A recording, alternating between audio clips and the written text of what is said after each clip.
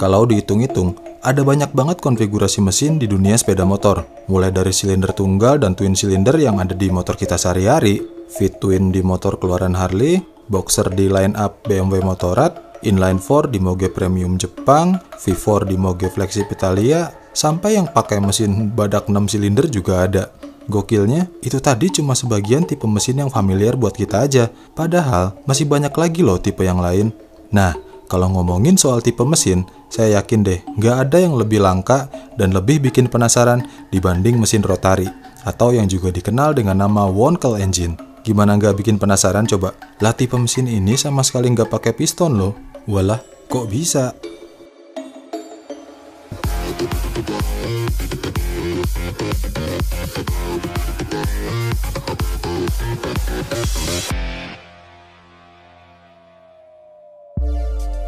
Pernah dengar soal mesin rotari atau Wankel engine? Kalau belum pernah ya nggak aneh juga sih. Soalnya Wankel engine di dunia roda 2 emang nggak se-epic kayak di dunia roda 4. Di dunia roda 4 mah bahkan sampai kayak ada kulturnya sendiri. Coba tanya aja ke fans Mazda kalau nggak percaya. Seperti yang sudah sedikit saya singgung di video Suzuki RL5 kemarin, mesin Wankel ini punya komponen internal mesin yang jauh lebih simpel dibanding mesin piston konvensional. Di mesin piston konvensional sendiri, kalian pastinya sudah ngerti lah ya apa aja komponennya. Di luar kopling dan gearbox, mulai dari bagian bawah itu ada kruk as, blok piston, stang piston, ring piston, yang jadi kelemahan di mesin 155cc VVF punya Yamaha. Naik ke atas dikit ada klep, per klep, busi, shim atau roller, plus noken as yang jumlahnya itu jadi debat useless fans boy Yamaha dan Honda. Terus ada lagi komponen pendukung kedua bagian tadi, seperti rantai keteng, tensioner, dan lidah tensioner yang bikin mesin sport 150cc Honda suaranya klotok-klotok kayak helikopter. Dan masih banyak lagi perintilan part kecil yang lainnya. Nah terus kalau di mesin Wankel gimana tuh Kang? Apa bedanya dengan mesin piston biasa? Jawabannya, beda semua. Posisi kruk as atau crankshaft di mesin piston ini digantikan oleh eccentric shaft di mesin Wankel. Kalau crankcase berputar supaya piston bisa naik turun, nah eccentric shaft ini bertugas memutar bagian kedua, yaitu rotor. Rotor ini ibarat piston di motor konvensional, tapi bentuknya segitiga. Makanya orang luar itu sering nyebut mesin ini sebagai mesin Doritos. Nah, supaya putaran rotornya ini gak berantakan, di tengah rotor itu ada gerigi khusus yang sinkronisasi dengan putaran dari eccentric shaft. Jadi muternya teratur deh. Rotor tadi berputar dalam housing yang terdiri dari dua bagian, blok sisi luar dan blok housing rotor utama. Nah yang ini persis kayak blok silinder di motor piston biasa. Oh iya, ini untuk mesin Wankel single rotor kayak di Suzuki RL5 loh ya. Kalau dua rotor kayak Norton dan konsep Yamaha, berarti ya tinggal tambahin blok luar, rotor, dan blok housing lagi, dan begitu seterusnya. Kayak di mesin multisilinder aja. Terakhir ada seal yang fungsinya vital banget dalam proses pembakaran. Di Wankel engine ini ada beberapa tipe seal yang dipakai. Pertama ada apex seal yang berfungsi menjaga kompresi internal mesin. Ini mirip kayak ring piston kompresi, alias dua yang paling atas kayak di motor kalian. Selanjutnya ada side corner dan seal corner. Nah, ini seal yang mencegah oli transmisi masuk ruang bakar. Fungsinya itu persis kayak ring oli piston di motor kita-kita. Dan ya udah gitu doang.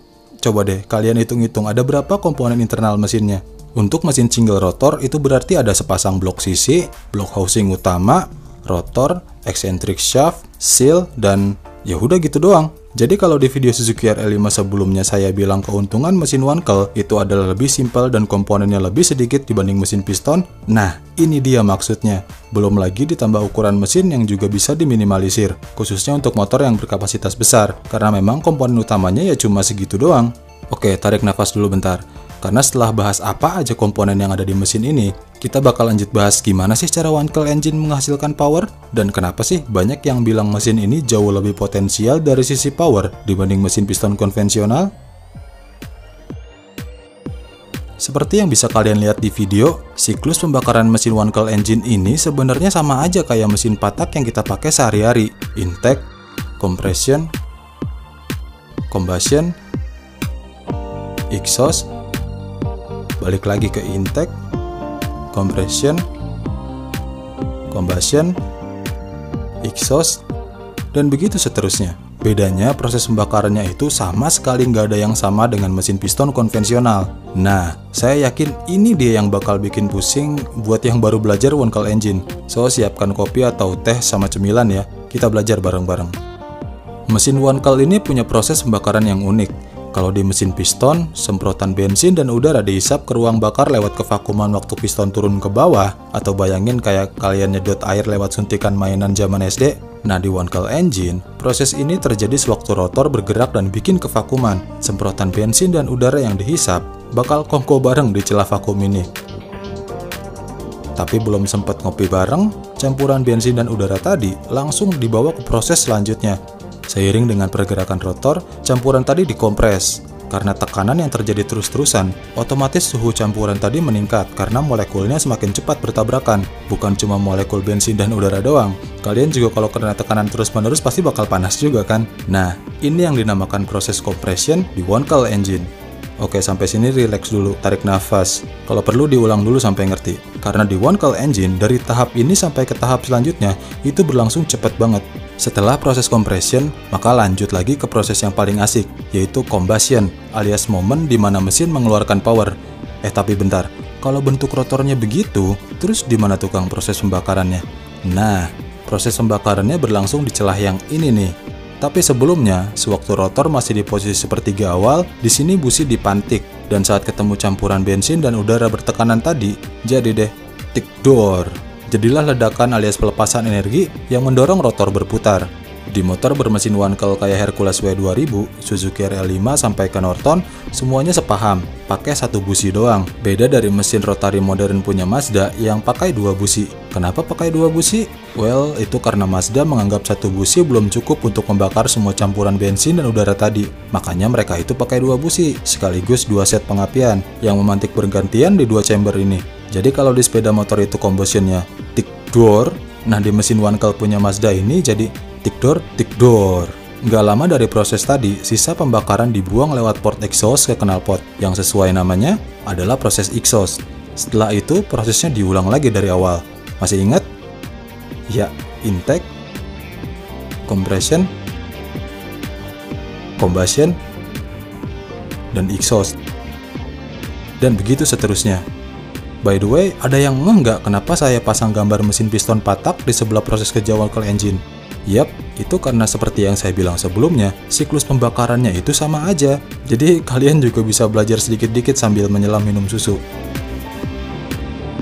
Berarti kalau setiap sisi rotor itu punya siklus pembakaran sendiri, itu artinya setiap pembakaran terjadi setiap 120 derajat putaran crankshaft dong ya, alias 360 derajat dibagi 3 sisi rotor. Buset, berarti mesin one coil ini lebih kenceng dari motor 2 tak sekalipun dong. Nyalin gitu cara ngitung nah Bambang. Eccentric shaft di mesin one coil itu butuh 3 kali putaran penuh untuk sekali muter rotor. Tuh, lihat dengan sesama putaran eccentric shaft sama rotornya. Jadi kalau pakai hitung-hitungan standar, 3 kali putaran penuh itu sama dengan 3 kali 360 derajat sama dengan 1080 derajat. Tapi karena ada 3 sisi rotor yang melakukan proses pembakaran, jadinya 1080 derajat tadi kita bagi 3, hasilnya 360 derajat. Itu artinya setiap satu putaran eccentric shaft, mesin one coil ini melakukan 1 kali proses pembakaran, alias mirip seperti yang bisa kita temui di mesin-mesin motor 2 tak. Nah, ini alasannya banyak yang menyebut mesin one coil ini punya cita rasa ala mesin 2 tak. Tapi ingat, sama sekali nggak bisa dibilang sebagai 2 tak loh ya, karena siklus pembakarannya sama kayak mesin 4 tak. Jadi kalau kalian nemu komentar fans Mazda yang bilang mesin one coil itu punya potensi power yang jauh lebih gede dibanding mesin piston biasa, nah ini dia hitung-hitungannya. Lah, terus kenapa di video sebelumnya mesin one coil Suzuki RL5 malah punya power yang lebih rendah dibanding Honda CB750? Aha, pertanyaan bagus. Ada yang masih ingat gimana cerita Honda RC166 bisa bejaban dengan motor 2 tak punya Yamaha dan Suzuki? Yap, dengan menambah jumlah silinder, meningkatkan RPM setinggi-tingginya, dan jadi deh powernya melonjak signifikan. Di kasus Suzuki RL5 dan Honda CB750, RL5 itu cuma pakai single rotor, dan kapasitas mesinnya juga jauh lebih rendah. Dan makin memperburuk keadaan, Suzuki cuma berani kasih power maksimum di RPM yang lebih rendah dibanding CB750. Seandainya RPM-nya kita bikin sama di 8000 RPM, kemudian kita hitung pakai rumus sederhana, angka kasar yang kita dapatkan adalah sekitar 70-80 horsepower, alias nggak jauh dari power yang dihasilkan mesin berkapasitas 1000 cc di era yang sama. Kenapa Suzuki nggak berani nambah RPM-nya, Kang? Ya mana saya tahu. tanya si Geyasu Kamiya aja, alias Chief Projectnya Suzuki RL5. Tapi kalau tebakan saya sih ya, ini sih karena urusan durability dan garansi mesin. Soalnya ingat, RL5 ini adalah motor pertama Suzuki yang pakai mesin one coil engine. Kalau emang mesin one coil segitu potensialnya dari sisi simplicitas, cost, ukuran, dan output powernya, kenapa justru pabrikan pada nyerah lanjutin development mesin ini, Kang? Nah, salah satu alasan kenapa banyak pabrikan yang nyerah kembangin one coil engine, karena selain banyak bagusnya, tipe mesin kayak gini juga banyak banget masalahnya. Masalah yang pertama adalah problem apex seal di one coil engine yang gampang hancur, yang kalau kejadian, ini bakal langsung menggores dinding housing. Yup, kalian harus langsung ganti semua blok housingnya, alias sama aja kayak ganti mesin baru. Kacau kan? Kenapa apex seal-nya gampang rusak? Karena mesin one coil itu punya perbedaan temperatur internal mesin yang ekstrim. Coba kalian lihat dengan sesama deh. Di sisi housing yang dipakai buat pembakaran, suhunya itu bakal tinggi banget. Sementara di sisi intake, justru jauh lebih adem. Perbedaan di sisi temperatur yang ekstrim ini bakal membuat struktur penyusun logam itu gampang crack. Apalagi pada era 60-an dulu, research soal metalurgi itu masih sangat-sangat sederhana banget kalau dibandingin zaman sekarang. Di awal pengembangannya, apex seal ini masih pakai material besi yang teknologinya dinosaurus banget. Diadu dengan material housing yang juga dibuat dari cetakan besi, jadi deh gampang banget rusak sewaktu dikasih suhu ekstrim.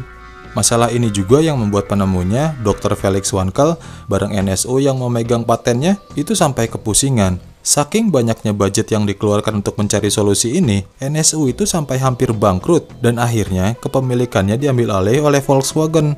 Satu pabrikan tumbang, tapi masih ada banyak yang lanjutin proyeknya. Suzuki itu pakai material komposit atau CEM buat housing, plus baja titanium carbide untuk bahan apex seal. Norton pakai bahan housing berbahan silikon aluminium alloy yang dipadu dengan seal dari bahan besi standar. Sementara Hercules atau DKW tetap pakai material besi standar, tapi melanjutkan development dari sisi pendinginan mesin. Problem selanjutnya dan yang paling fundamental dari tipe mesin begini adalah oil burning alias oli yang ikut terbakar dalam proses pembakaran. Tapi perlu dicatat juga ya, waktu awal pengembangan mesin one coil di era 60-an, ini sih bukan problem sama sekali. Yang jadi masalah, itu perjalanan yang dihadapi mesin ini ke depannya. Soalnya, mesin one coil pada dasarnya memang harus menyemprotkan oli ke ruang pembakaran sebagai pelumas antara rotor, seal, dan housing rotor. Bayangin deh, kalau bentuk housing rotornya begini, tanpa dikasih pelumas, sama aja kayak ngadu material logam ke housing kan? Dan paham apa jadinya kalau ngadu logam terus-terusan tanpa pelumas? Yes, bakal menghasilkan panas ekstrim yang bisa membuat rotor dan housing memuai. Kemudian ya gitu, ambiar. Nah, untuk melumasi bagian ini, mesin one coil punya lubang kecil tempat oli disemprotkan ke dinding housing. Suzuki itu pakai tangki oli tambahan yang terpisah dari oli buat kopling dan transmisi, atau mirip-mirip kayak tangki oli samping di motor 2 tak. Oli ini nantinya dipompa ke intake untuk melumasi housing. Sementara itu, kalau untuk Norton dan Hercules, mereka pakai metode yang lebih simpel, yaitu mengandalkan oli yang dicampur dengan bahan bakar. Jadi, meskipun mesin ini punya 4 siklus dalam pembakaran, alias mirip kayak mesin 4 tak, tapi di era awal pengembangannya, konsumsi oli mesin one coil engine gak kalah dari motor 2 tak. Ditambah krisis embargo oli di era 70-an yang bikin harga bensin dan oli melesat tinggi, jadi deh mimpi buruk buat mesin one coil. Nah, ini dia yang bikin banyak pabrikan besar kayak Yamaha, Kawasaki, Honda, ogah lanjutin program mesin one coil. Masuk ke era 80-an, cuma David Garcet dari Norton yang masih mengembangkan mesin one coil di sepeda motor. Suzuki akhirnya nyerah di tahun 76, sementara Hercules dan DKW nyerah di tahun 77. So, karena mesin ini ngebakar campuran oli plus bensin, otomatis kita ketemu problem yang kedua. Emisi gas buang itu bakal sangat buruk. Gokilnya lagi, emisi gas buang yang berbahaya ini bukan cuma dihasilkan oleh oil burning doang. Karena siklus combustion atau saat busi memantik api sampai terjadi ledakan power itu berlangsung sangat cepat. Ditambah rasio kompresi mesin one coil engine yang tergolong rendah, mesin one coil ini juga punya problem soal banyaknya bensin yang gagal terbakar saat proses combustion. Otomatis, efisiensi bakal jeblok parah, plus emisi juga bakal makin berbahaya buat lingkungan. Mazda bisa sedikit mengakali masalah ini dengan menerapkan 2 busi yang membuat api dipantik 2 kali selama proses combustion, plus menggunakan berbagai sensor seiring dengan perkembangan elektronik yang makin canggih. Tapi, karena pada dasarnya tetap ada oil burning, jadi ya ini sama aja susahnya kayak bikin motor 2 tak bisa tembus Euro 3. Iya, kalau regulasinya terus-terusan pakai Euro 3. Lah sekarang standar emisi di negara maju itu sudah sampai ke Euro 5 dan Euro 6 loh, yang berkali-kali lipat lebih kejam daripada Euro 3. Nah, ini yang membuat Mazda, raksasa pabrikan otomotif terakhir yang mengembangkan one coil engine, akhirnya menutup line produksi one coil pada tahun 2012 kemarin.